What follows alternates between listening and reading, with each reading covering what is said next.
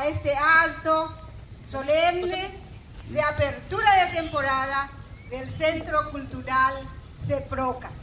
Así que el idioma guaraní, la ciencia, la tecnología, los artesanos, los artistas que prestigian con su presencia esta solemnidad del corte de la cinta para dar apertura a nuestro acto.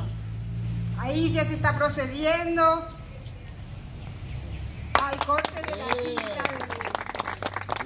de apertura para la gente. Bienvenidos, adelante, acá hay una platea muy bien preparada, profesor, doctora, autoridades,